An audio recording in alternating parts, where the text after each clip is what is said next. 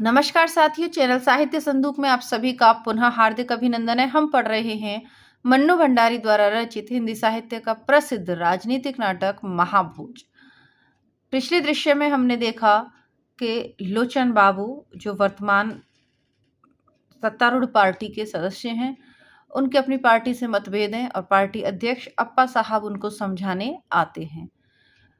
दोनों के बीच वार्तालाप होता है। बस उसी वार्तालाप से आज की कक्षा को प्रारंभ करेंगे।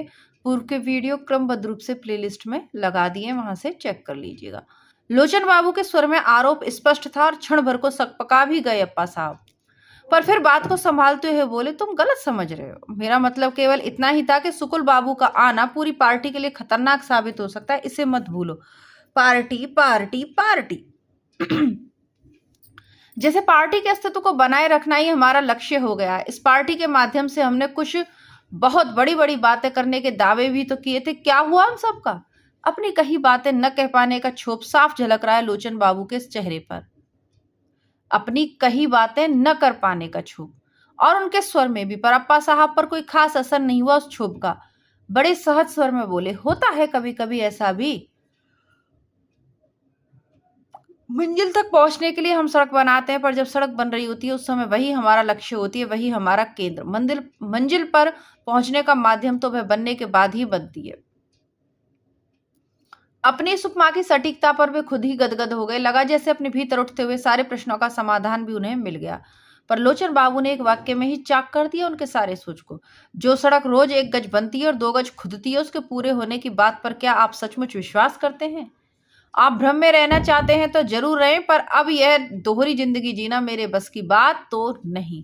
मानो अंतिम फैसला सुना दिया लोचन बाबू ने। अप्पा साहब कुछ बोले नहीं, बस एकटक लोचन बाबू का चेहरा देखते रहे, मानो अपनी नजरों से ही लोचन बाबू के निर्णय का वजन तोल रहे हो। तभी फोन की घंटी बजी। लोचन बाबू ने जरा सा झुककर रिसीवर उठाया, पूरी तरह यह सुने कि फोन किसका है। घंटे भर बाद फोन करने का आदेश देकर रिसीवर रख दिया। हम चाहते हैं कि विधायक दल की बैठक बुलाकर जल्दी से जल्दी शक्ति परीक्षण की तारीख तय कर दें आप। यह अनुरोध था या आग्रह था या आदेश, समझ पाना मुश्किल था।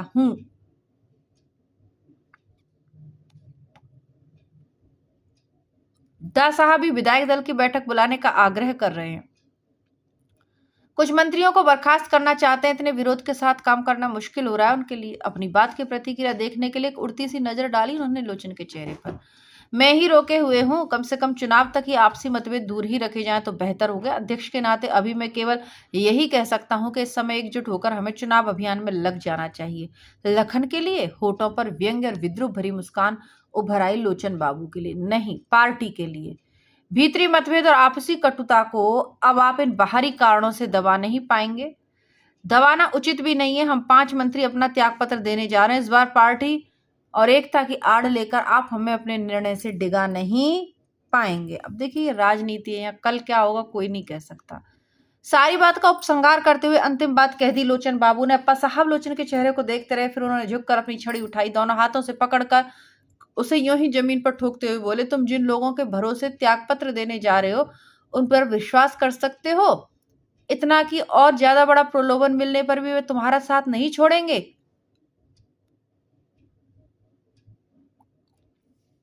फेंस पर बैठकर हर दिन अपना मोल भाव करने वाले लोगों के बूते पर तुम यह निर्णय ले रहे हो। मुझे डर है तुम्हें कहीं मुंह की ना खानी पड़े। अप्पा साहब ने जैसे अपने अनुभव के निचोड़ से लोचन बाबू को एक बार और आगाह करना चाहा। मैंने ना किसी का प्रलोभन दिया है ना खरीदा है। उसने अपने सिद्धांतों के प्रति जिनके मन में जरा सी भी निष्ठा बाकी बची रह गई, वे खुद ब खुद एक होकर आ गए हैं हमारी तरफ। सिद्धांत? हल्के से हंसे अप्पा साहब, फिर समझाते हुए बोले, देखो, विरोधी पार्टी के लोग विसु की मौत को एक राजनीतिक हथकंडा बनाए, यह तो समझ में आता है, पर बात अधूरी छोड़ दी अप्पा साहब ने और छड़ी पर अपने शरीर का सारा वजन डालकर उठ खड़े हुए।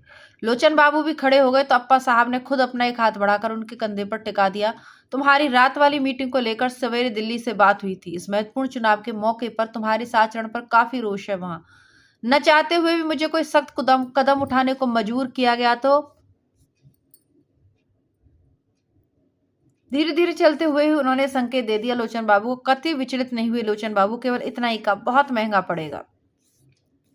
बढ़ता हुआ कदम थम गया। अप्पा साहब का बहुत ही पैनी नजर डाली उन्होंने लोचन बाबू के चेहरे पर, मानो भीतर तक डूब कर इस बात का असली मतलब जानना चाहते हो। लेकिन लोचन बाबू के चेहरे पर किसी तरह का कोई भाव नहीं था।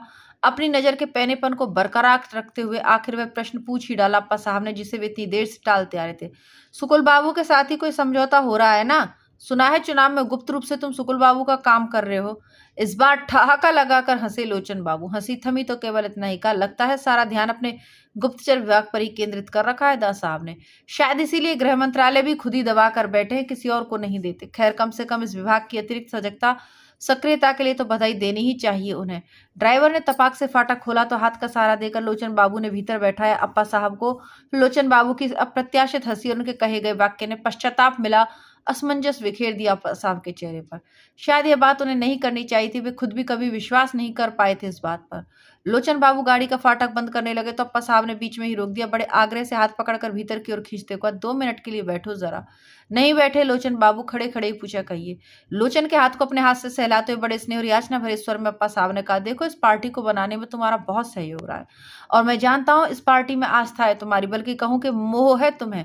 अपनी बनाई चीज से किसे नहीं होता, इसीलिए कह रहा हूं अपने इस निर्णय को थोड़े समय के लिए स्थगित ही रखो। चुनाव के बाद जैसा चाहोगे वैसा ही होगा। निश्चय ही दा साहब को नए सिरे से अपने विधायकों का विश्वास प्राप्त करना होगा। रुके अप्पा साहब। सोच रहे थे कि तुरंत ही उलटकर जवाब थमाएगा लोचन पर। लोचन बाबू कुछ नहीं बोले, सामने गाड़ी के शीशे के पार ही कुछ देखते रहे।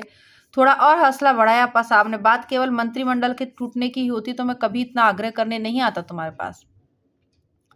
लेकिन इस समय नासमझी में उठाया गया तुम्हारा कदम पूरी पार्टी को ही ले डूबेगा। मुझे विश्वास है कि कम से कम तुम पार्टी के साथ ऐसा नहीं। बात अधूरी छोड़ दी अप्पा साहब ने। लोचन बाबू ने नजर घुमाकर अप्पा साहब के चेहरे की ओर देखा और देखते ही रहे, फिर बहुत ही सहज स्वर में बोला, अपने प्रति आपके इस विश्वास को सच मानूं या कि 2 मिनट पहले किए गए व्यक्त किए गए अविश्वास को? केवल इतना सच मानो कि आज हम सब बहुत बहुत अवश हो चुके हैं, अपने आप से, अपने आसपास से और अपने ऊपर से। एक अप्पा साहब का स्वर किसी गहरी मजबूरी के कारण भीग सा उठा। उन्होंने जल्दी से लोचन बाबू का हाथ छोड़ा, फाटक बंद करके गाड़ी चलाने का आदेश दिया। गाड़ी की घरघराहट के बीच एक वाक्य और कहा, फोन करूंगा।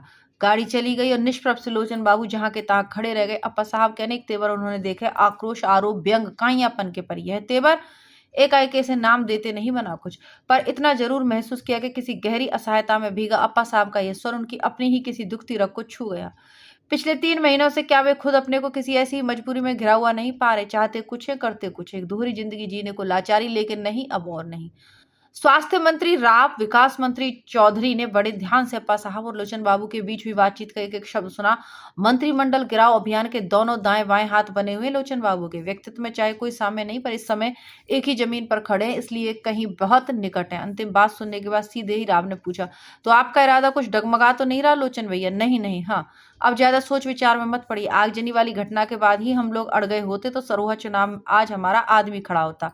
पर हर बार हमें दबा दिया गया, हम दब गए, कभी अनुशासन के नाम पर तो कभी पार्टी की एकता के नाम पर, कभी अप्पा साहब के घुटने के नीचे तो कभी दिल्ली के अंगूठे के नीचे। लेकिन इस बार चूके तो बस चूके ही। बात बीच में लपक ली चौधरी ने।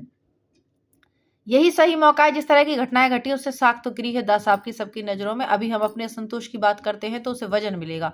कल को सरोहा चुनाव जीत गए तो साख फिर बुलंदी पर और हमारा असंतोष बेबुनियाद। जहां पल में तोला, पल में माशा वाली स्थिति हो, वहां ज्यादा सोच विचार में समय पढ़ना ही नहीं चाहिए। आप ज्ञापन का मसविदा तैयार कीजिए। इन दोनों की बातों से लोचन बाबू के मन में उभरवाए दुविधा और द्वंद अपने आप बह गए। उत्साह में भरकर ही उन्होंने कहा, ठीक है, मसविदा तैयार कर लेते हैं हम और अधिक से अधिक लोगों के हस्ताक्षर करवा कर दे देते हैं। हूँ, इस बार सोच का पुट राव के स्वर में था, लेकिन बहुत प्रतीक्षा नहीं करनी पड़ी उसे बाहर आने। सीधे ही राव पूछा, ज्ञापन देने से पहले हम लोग आपस में भी कुछ बातचीत कर ले तो ज्यादा अच्छा नहीं होगा? बहुत साफ बातचीत, बिना किसी लाग लपेट कर। उसकी मंजरी आंख में से एक स्पष्ट सी धूर्तता उभर आई। राव का मतलब समझते में देर नहीं लगी और ना ही उन्होंने नासमझ बनने की कोशिश की। केवल इतना ही कहा, ये सब बातें बाद में तो हो सकती हैं, पहले बहुमत तो प्राप्त कर ले। लोचन बाबू की आवाज की सख्ती और सर्दी का कोई खास असर नहीं पड़ा राव पर। बेझिझक उसने कहा, बहुमत प्राप्त कहां से होगा? हवा में तलवार भांजने को कौन तैयार होगा भला? 5 मंत्री त्यागपत्र देने को तैयार हुए, आखिर किस आधार पर? क्यों?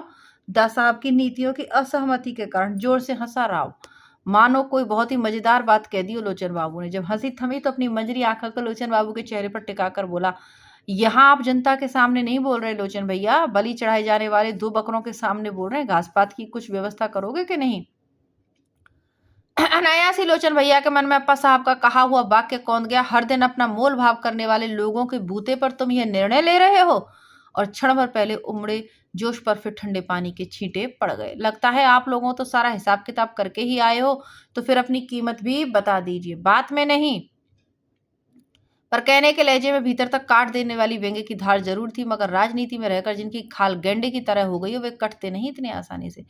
करके तो नहीं आए थे, पर करने जरूर आए हैं। स्वर में न कहीं संकोच था, न दुविधा। राव की हर बात पर चौधरी की गर्दन जिस तरह हिल रही थी, उससे साफ था कि दोनों अपनी अपनी गोटियां बैठा चुके हैं।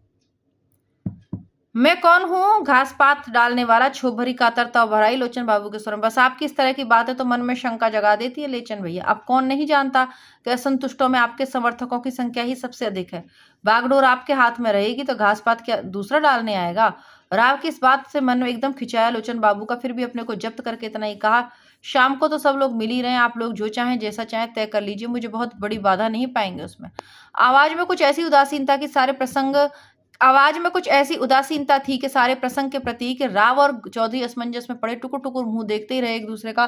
फिर सारी बात को निहायत ही हल्के फुल्के स्तर ले जाकर राव ने कहा, ठीक है, तो हम आपके हुक्म के गुलाम है लोचन भैया। आप ज्ञापन तैयार कीजिए, हम हस्ताक्षर करेंगे और करवाएंगे।